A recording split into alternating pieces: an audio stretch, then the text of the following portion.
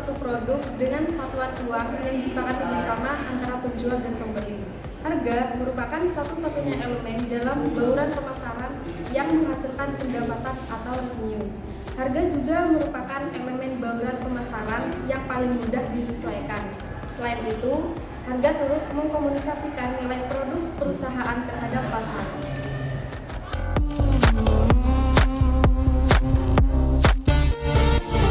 Adapun faktor-faktor yang mempengaruhi harga, yang pertama itu ada penetapan harga untuk mewujudkan keuntungan perusahaan. Hal ini merupakan tujuan utama setiap perusahaan. Karena itu, dalam menentukan harga, faktor ini harus dipertimbangkan sebaik mungkin. Yang kedua ada volume penjualan. Permintaan atas berbagai produk berbeda sifatnya. Ada yang permintaannya tidak berubah walaupun harga dinaikkan atau diturunkan, atau yang disebut dengan produk inelastis.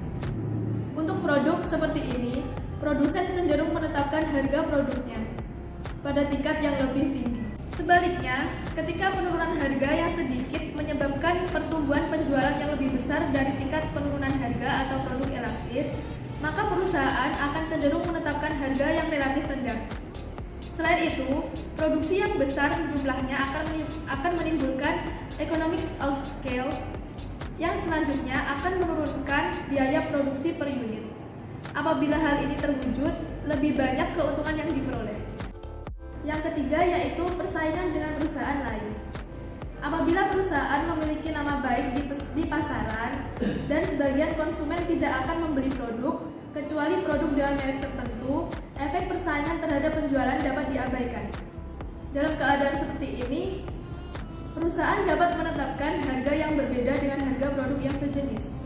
Akan tetapi, apabila penjualan suatu produk akan mengalami pengurangan yang besar sekali ketika produk dijual pada harga yang relatif lebih tinggi dibandingkan produk sejenis, perusahaan tidak memiliki pilihan selain menetapkan harga yang relatif sama dengan produk sejenis. Sementara itu, perusahaan lain yang kedudukannya dalam persaingan sangat rendah akan menentukan produknya lebih rendah dari harga produk perusahaan-perusahaan yang menjadi saingannya. Yang keempat ada pandangan masyarakat pada suatu produk.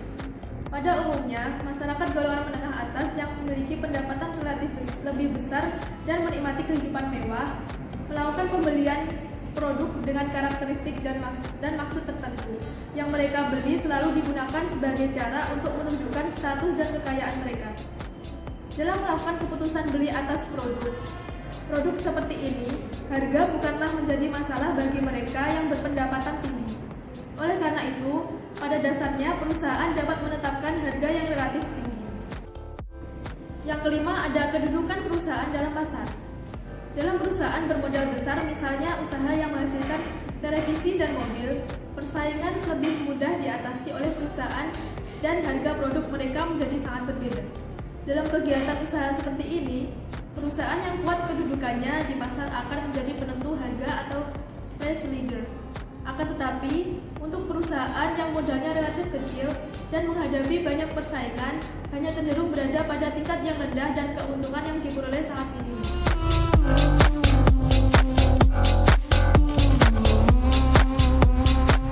Selanjutnya adalah metode penentuan harga. Metode atau cara penentuan harga yaitu dengan pendekatan biaya. Yang dimaksud pendekatan biaya adalah harga yang ditetapkan oleh perusahaan harus melebihi dari biaya yang dikeluarkan oleh perusahaan tersebut, sehingga akan menghasilkan apa yang dinamakan dengan keuntungan. Adapun pendekatan biaya ini biasa disebut dengan pendekatan penetapan harga yang berdasarkan dengan biaya produksi. Terdapat beberapa jenis penetapan harga berdasarkan biaya, yaitu break-even analysis dan markup analysis. Yang pertama adalah pendekatan break-even analysis atau analisis titik impas. Yang dimaksud dengan pendekatan break-even analysis adalah biaya produksi yang dibelanjakan oleh perusahaan dibedakan menjadi dua komponen, yaitu biaya tetap atau fixed cost (FC) dan biaya variabel atau variable cost (VC). Biaya tetap adalah biaya yang dibelanjakan yang tidak tergantung pada jumlah produk yang diproduksi. Adapun biaya variabel adalah biaya produksi yang mengalami perubahan apabila kuantitas produksinya berubah. Biaya total atau total cost (TC) adalah jumlah nilai FC dan VC. Hasil penjualan atau total revenue TR adalah perkalian antara harga atau price dengan jumlah barang yang dijual atau P. Perpotongan antara TR dan TC dinamakan break-even point atau titik impas. Maksudnya, pada titik potong ini, biaya produksi yang dibelanjakan meliputi biaya tetap dan biaya variabel adalah sama dengan penjualan yang diterima. Kesimpulannya adalah, pertama, apabila produksi dan penjualan di bawah Q unit, perusahaan akan mengalami kerugian. Dan yang kedua adalah, untuk memperoleh keuntungan perusahaan perlu menjual barang melebihi Q unit. Semakin besar produksi dan penjualan perusahaan melebihi Q dan TRO di sini adalah nilai penjualan sama dengan nilai biaya total yang dibelanjakan. Maka akan semakin banyak keuntungannya. Yang kedua adalah pendekatan markup pricing, yakni terlebih dahulu perusahaan harus menghitung biaya-biaya produksi per unit berdasarkan dengan asumsi tertentu. Adapun asumsi tersebut meliputi biaya variabel rata-rata atau average variable cost atau AVC, yaitu VC dibagi dengan Q, dan biaya rata-rata atau average fixed cost atau AFC. Dari data ini dapat ditaksir biaya produksi rata-rata per unit atau average cost atau AC dengan menggunakan formula AC sama dengan AFC plus AVC.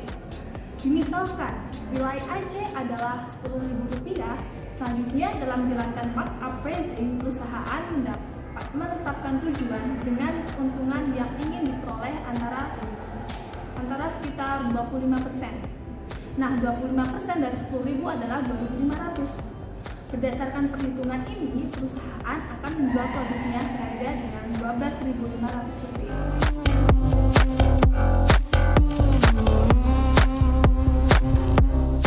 Selanjutnya adalah taktik harga. Taktik harga yang pertama adalah penetapan harga rini atau yang sering kita sebut dengan price lining. Price lining adalah taktik penetapan harga dengan menawarkan beberapa produk dengan beberapa kategori harga yang terbatas. Dengan taktik price lining, toko menetapkan 3 atau 4 titik harga untuk produk yang dijual. Misalnya, untuk jaket, titik harga yang ditentukan adalah $100, $200, dan $300. Sehingga harga semua pakaian yang dijual di toko tersebut adalah salah satu dari 3 titik harga tersebut. Yang kedua adalah penetapan harga psikologis atau yang sering disebut dengan psychological pricing. Taktik ini adalah taktik harga yang memanfaatkan pikiran irasional konsumen. Salah satunya adalah penetapan harga yang ganjil genap atau sering disebut dengan odd even pricing, yaitu adalah harga yang ditetapkan berdasarkan teori bahwa konsumen menyukai harga yang nominalnya tidak ditetapkan secara penuh. Misalnya, konsumen akan melihat bahwa harga Rp9.900 lebih menguntungkan dari harga Rp10.000. Taktik harga yang terakhir adalah discounting. Toko tidak selalu menawarkan harga yang semestinya. Banyak penjual menggunakan pengurangan harga atau diskon untuk mendongkrak penjualan. Misal, sebuah hotel akan menawarkan diskon harga kamar untuk mendongkrak permintaan pada periode yang sepi permintaan.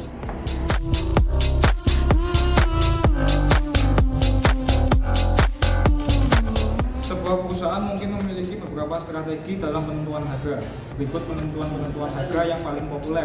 Yang pertama, mencapai sasaran pengembalian atas investasi atau return of investment. Yang kedua, membangun arus lalu lintas produk. Yang ketiga, mendapatkan pangsa pasar yang lebih besar. Yang keempat, merupakan menciptakan suatu citra. Yang kelima, mencapai tujuan sosial. Dalam sebuah perusahaan mungkin memiliki strategi-strategi penentuan harga jangka pendek yang berbeda dengan strategi jangka panjangnya. Dan strategi penentuan harga harus dipengaruhi oleh keputusan-keputusan pemasaran lainnya seperti desain produk, kemasan, merek, distribusi, dan promosi. Dalam penentuan harga terdapat 3 pendekatan utama. Yang pertama berdasarkan biaya atau cost based. Yang kedua berdasarkan permintaan atau demand based atau biaya sasaran target costing. Dan yang terakhir yang ketiga berdasarkan persaingan atau competition based.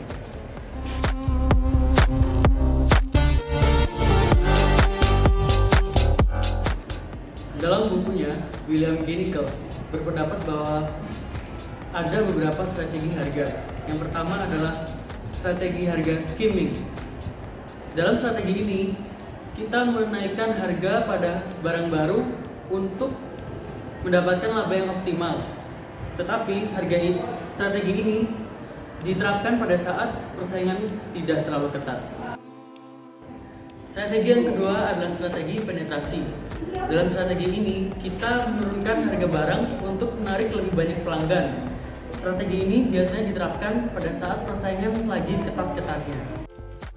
Strategi yang ketiga adalah harga rendah setiap hari. Nah, strategi ini diterapkan untuk menarik pelanggan agar mereka bisa datang kapanpun mereka mau. Strategi ini diterapkan untuk mengalihkan perhatian dari kompetitor lain yang harganya lebih tinggi dari barang kita. Strategi selanjutnya adalah strategi harga tinggi rendah. Pada strategi ini, harga barang kita lebih tinggi daripada harga pesaing. Namun, pada barang tertentu kita mengadakan obral untuk menarik pelanggan yang datang kepada kita. Selanjutnya adalah strategi bundling. Strategi ini mengelompokkan 2 atau lebih barang menjadi 1 unit. Misalnya, ada sebuah toko yang menjual mesin cuci dan mesin pengering menjadi 1 unit. Yang terakhir adalah strategi harga psikologis atau biasa disebut psychological pricing. Pada strategi ini, kita menetapkan harga pada titik di mana harga tersebut tampak lebih murah dari aslinya, dari yang terlihat maksudnya.